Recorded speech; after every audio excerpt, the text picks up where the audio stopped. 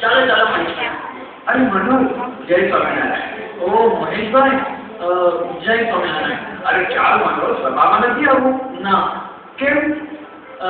Actually મારી પરીક્ષા આવી રહી છે ને, તો તેની તૈયારી કરું છું. અરે પરીક્ષા તો રવિની પણ છે જ ને, અને એ પણ તારી સ્કૂલમાં અને તારા ક્લાસમાં જ છે.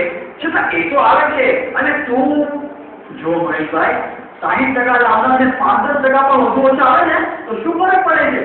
પણ મારા જેવા ક્લાસ ટોપર ને 1% ઓછો આવે ને તો ના ચાલે. માટે હું સભામાં નહીં આવું.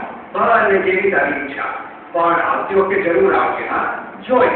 ચાલ ચાલ રવિ, આપણે સભામાં જઈએ ને તો મોડું થઈ જશે. હા હા મહેશભાઈ, ચાલો ચાલો.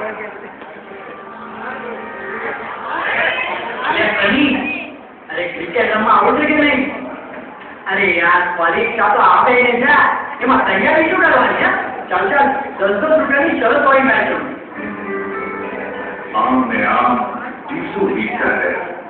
રવિ બાળ સભામાં નિયમિત જવા લાગ્યો અને રવિવારે મંદિર પણ જતો થયો. સંતો તથા બીજા કાર્યકરો પણ તેને ઓળખતા જ્યારે મનોજ ક્યારેક ક્રિકેટ માટે સભામાં જવાનું ટાળતો, તો ક્યારેક પિક્ચર કે કાર્ટૂન માટે, ક્યારેક મામા માસીના લગ્નના લીધે, તો ક્યારેક આળસમાં સભાને ટાળતો. ધીરે ધીરે રવિ અભ્યાસ